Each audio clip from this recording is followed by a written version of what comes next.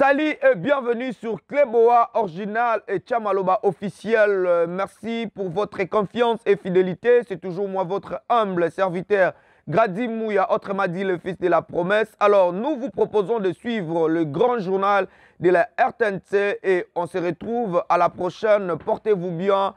Au revoir.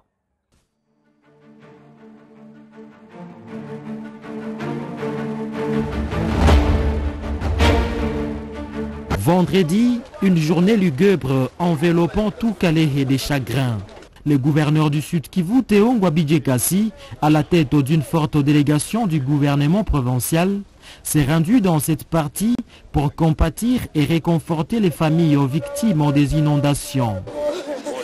À Nyamukubi, très affligé, le gouverneur Théo Ngwabidje Kassi s'est incliné devant le corps avant de s'adresser à la population et aux familles éprouvées.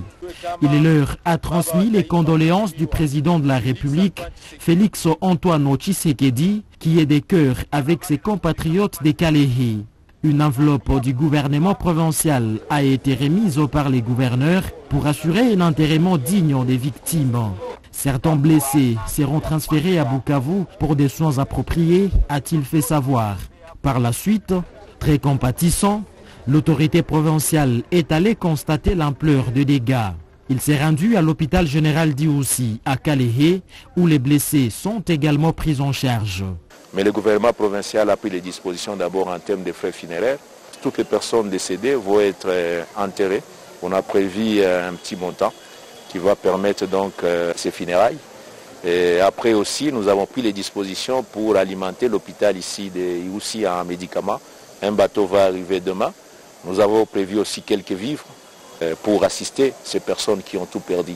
Mais je crois que ce sont des mesures qui sont provisoires. On va attendre les rapports. Il y a une commission qui est instituée. Nous allons donc affiner ces rapports, transmettre aux autorités nationales pour une grande assistance.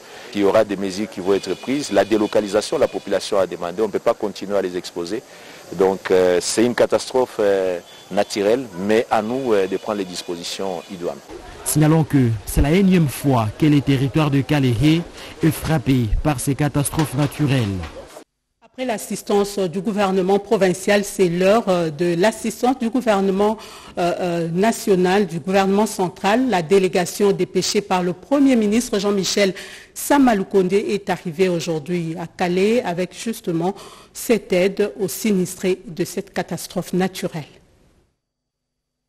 La catastrophe naturelle due aux inondations survenues dernièrement en territoire de Kalehe, dans la province du Sud Kivu, ayant causé des pertes en vies humaines de 401 personnes selon les derniers bilans officiels et d'importants dégâts matériels, n'a pas laissé indifférent le gouvernement de la République, piloté par Jean-Michel Samaloukonde, qui a dépêché sur instruction du chef de l'État ce dimanche 7 mai 2023 une délégation gouvernementale accompagné d'une délégation de l'Assemblée nationale représentée par le deuxième vice-président de la Chambre basse du Parlement et député national élu de ces territoires, composé de François Roubota Masumbuko, ministre d'État, ministre du Développement rural, Claudine Doucimois Kembe, ministre de l'Emploi, Travail et Prévoyance sociale, et Modeste Moutinga Moutouchaï, ministre des Affaires sociales, Action humanitaire et Solidarité nationale. Cette délégation gouvernementale a pour mission officielle de 4 jours d'apporter l'assistance du gouvernement de la République aux sinistrés de Nyamukulu en territoire de Kalehe dans la province du Sud Kivu. Cette délégation a été accueillie par un comité restreint de membres du comité provincial de sécurité avec à sa tête le gouverneur Théo Ngwabidje Kassi. Après une séance de travail marathon au gouvernement de province avec les autorités provinciales compétentes à Bukavu, cette délégation conduite par le ministre d'État du Développement rural François Roubota va effectuer une descente ce lundi sur le lieu de la catastrophe pour réconforter de nombreuses familles des illustres disparus et autres sinistrés, mais aussi et surtout d'envisager ensemble des solutions idoines et durables à cet épineux phénomène qui endeuille les pays plusieurs années durant.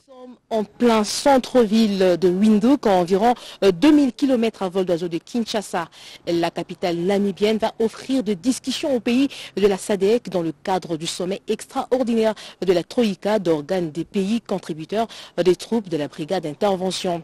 Un sommet qui va débuter ce lundi 8 mai avec des travaux en marche comme ceux tenus ce dimanche 7 mai réunissant les hauts fonctionnaires de la Troïka, de l'organe et de la Troïka de la SADC, réunion à laquelle ont pris part les délégués de la RDC.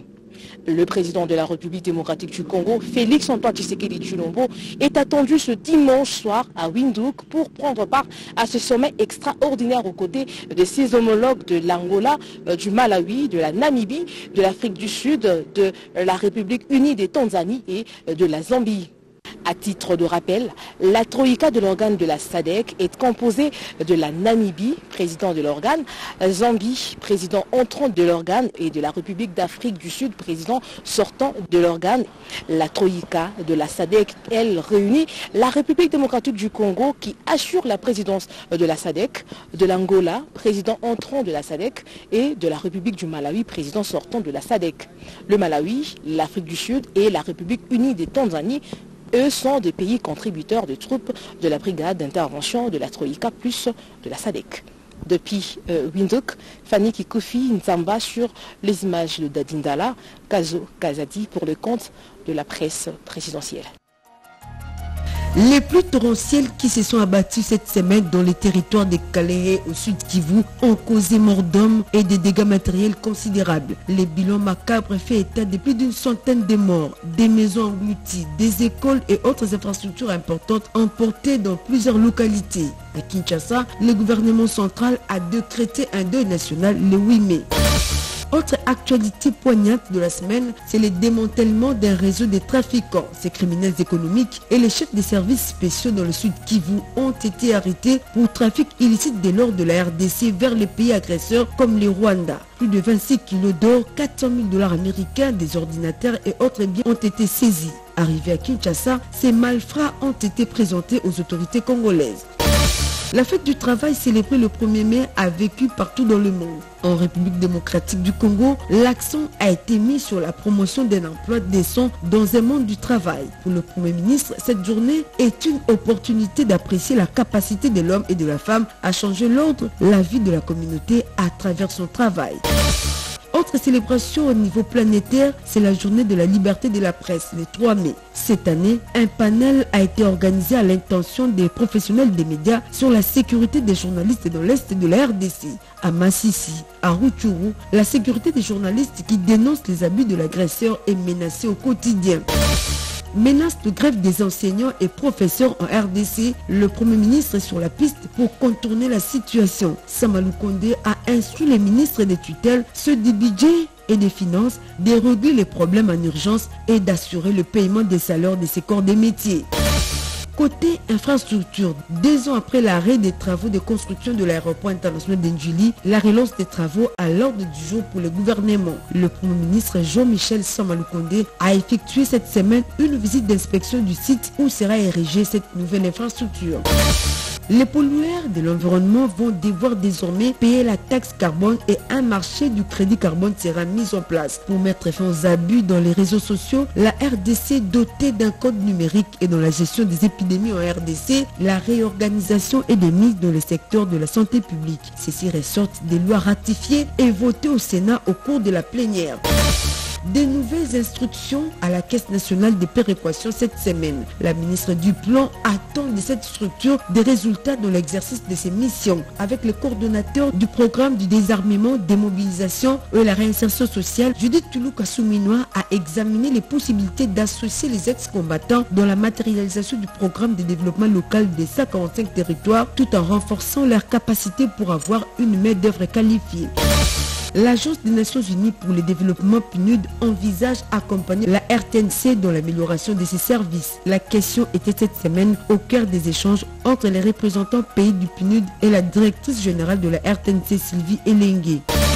À l'Institut congolais pour la conservation de la nature, on a parlé renforcement de la sécurité des différents parcs de la RDC avec les USC. Ces derniers ont exprimé leur volonté et engagement de soutenir les éco-gardes pour leur efficacité dans la protection des parcs. Masolo ya kwanga tikela bateke ya immobilier tikela Imo Congo hôpital ya PDG expert docteur en immobilier Leinza Umayala. Pokuna mapangu nyonso za ya koteka sans exception. Esengeli boyebake pona ba problème na bino nyonso etali vente, achat, paie location, équipe ya ba professionnel ya Imo Congo hôpital ba traitaka yango dada avec impact na idéologie. Botu na nganini ba service eza yele na Imo Congo hôpital lokola vente, achat, location, paie likambo etali déménagement na bino bomi tungisa kutu te po ba bis permanent etandami wana kaka pona ko servir ba client na bango. Bonjour, les angai président ya Imo Congo hôpital.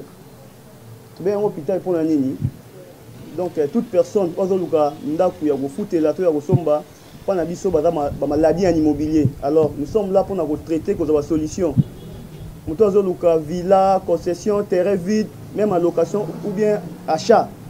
Donc moi et mon équipe nous sommes disponibles pour nous avoir solution. Faites-nous savoir tous vos besoins immobiliers et nous nous chargerons du reste. Imo Congo nyonso ya koteka sans exception. Imapango nyonso ya koteka sans exception. Wana route de Matadi, beaucoup d'infirmières, d'infirmières bazali, bakoyamba bino, bakosala musala comme il faut. To bengi bino ebele ba maman ba papa, ozala posa achat, vente, location. Toza wana pour kopesa bino ba solution ya ebele. Mama kozala de cité toza awa biso moko okoti ozu lobiko na yo. Ai mapangu nyonso eza koteka sans exception. Biso na Imo Congo hôpital, mapangu nyonso eza koteka sans exception na bino. Ya solo bondi melanga masolo ya immobilier botikela yango Imo Congo hôpital. Pokuna mapangu nyonso eza koteka sans exception. Kodutete na bino peza ya koteka.